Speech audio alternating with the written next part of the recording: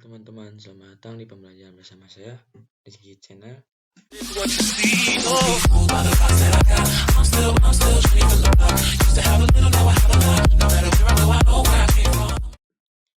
Di sini kita akan melanjutkan pembelajaran seputaran tentang MTCNA. Nah, di bab IP address dan subnetting ini kita sudah mempelajari beberapa materi seputaran tentang IP address dan subnetting. Selanjutnya kita akan memasuki materi tentang kasus subnetting. Langsung saja. Untuk melakukan proses subnetting, Anda akan melakukan beberapa proses seperti yang pertama, prefix yang sesuai, dan yang kedua, subnet mask, ketiga, IP network, keempat, IP broadcast, dan yang terakhir, range IP yang bisa digunakan. Langsung saja ke pembahasannya. Agar bisa lebih paham lagi, saya akan bahas di satu materi ini. Nah, lihat dulu untuk cakupan berapa host. Kita akan memberikan misal contohnya 2 PC.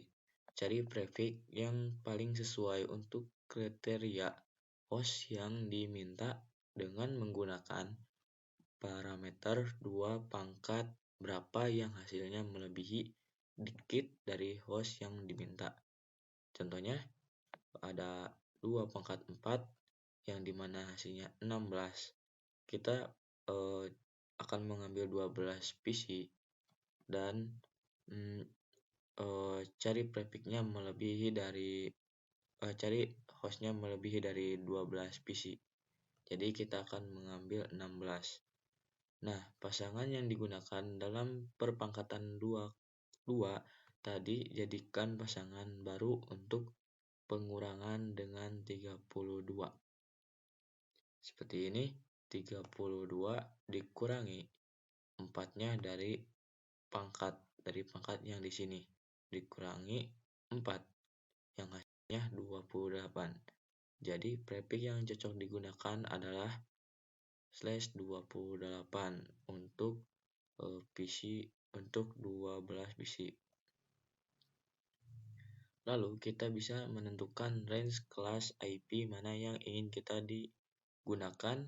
Misal di sini saya ingin menggunakan range IP kelas B. Contohnya 172.16.00 sampai 172.31.255.255. Karena ini menggunakan prefix kelas C yaitu 24 sampai 32. Maka kita fokuskan perubahan pada oktet terakhirnya saja.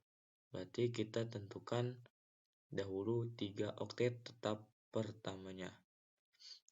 Jadi 3 oktet pertamanya dimulai dari 172, 16, 10 dan yang 3 ini saja. Selanjutnya, cari total IP yang tersedia dari prefix yang kita dapatkan. Seperti ini rumusnya, 2 kali 32 dikurangi prefix 32 dikurangi 24 yang dimana totalnya 4. Nah, 2 pangkat 4 yaitu jika dihasilkan maka menjadi 16. Jadi total IP yang bisa digunakan untuk prefix yaitu /28 adalah 16 host. Kemudian bisa cari subnet masknya. 256 itu dari /28. Jika di subnet maskkan jadi 256. Total IP 256 dikurangi 16. 16 ini dari host yang tadi sudah kita jumlahkan. Maka 256 dikurangi 16, maka totalnya 240. Jadi subnet mask yang bisa digunakan oleh kita adalah 255, 255, 255, 240. Cari IP network dan IP broadcast. Bisa menggunakan parameter blok subnet di sini. Seperti yang tertera di soal ini. Langsung saja ke nomor 9. Buatkan summary range IP yang didapatkan. Misal kita ingin menggunakan network blok subnet yang pertama, maka nanti range IP yang bisa digunakan adalah 172.168.16.10.0/28 sampai dengan 172.16.10.15/28. Nah, cara range IP yang bisa digunakan dalam tanda kutip karena IP network dan IP broadcast tidak bisa digunakan. Maka dalam mencari range IP yang bisa digunakan untuk kriteria host yang diminta adalah ditambah 1 untuk network dan dikurang 1 untuk broadcast. Seperti contoh yang di bawah sini, yang dimana yang nomor 9 172.16.10.0. Nah, seperti yang sudah kita ketahui, untuk kriteria host yang diminta adalah ditambah 1 untuk network. Nah, berarti ini adalah network.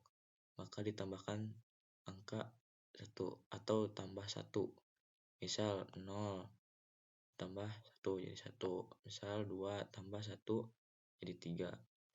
Nah, sampai dengan 172.16.10.14.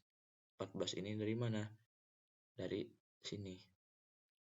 IP sini dikurangi 1 untuk broadcast, maka yang tadinya 15 menjadi 14. Nah, dapat kita simpulkan untuk kriteria 12 host, maka range IP yang bisa digunakan adalah 172.16.10.1/28 sampai 172.16.10.14/28. Oke, langsung saja ke materi yang selanjutnya.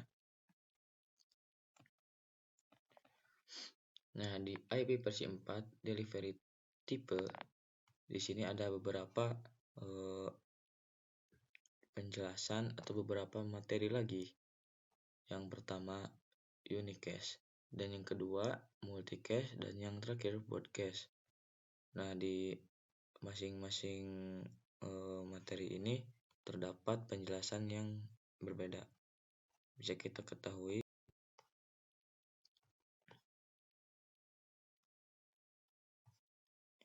DIP versi 4 delivery type ini didefinisikan sebagai mekanisme pengiriman data.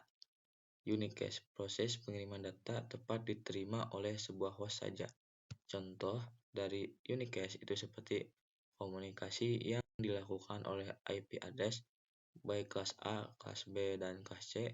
Jadi IP address kelas A, kelas B, kelas C bekerja dengan cara unicast. Dari satu host mengirim ke satu tujuan yang sudah ditentukan tujuannya. Dan yang kedua, multicast, proses pengiriman data ke beberapa host yang telah dikelompokkan dalam sebuah grup. Walaupun IP address kelas D tidak digunakan, akan tetapi IP address kelas D termasuk dalam kategori multicast. Dari satu host mengirim ke beberapa tujuan yang sudah dikelompokkan sesuai grupnya.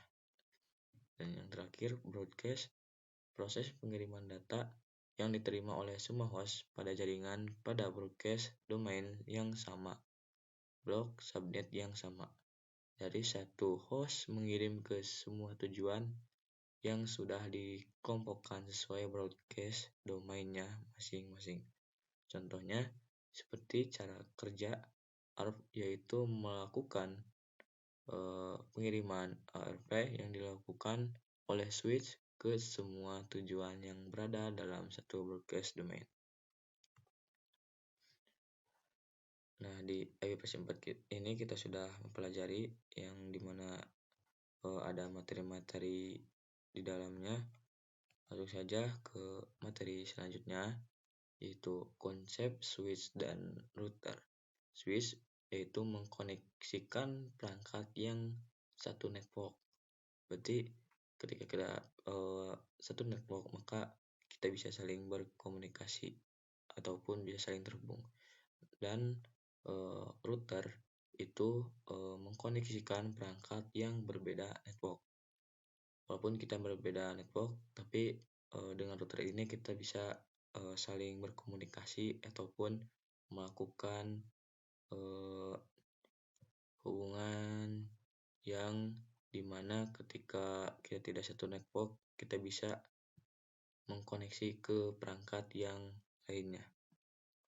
Oke, semoga pembelajaran hari ini bisa diamalkan.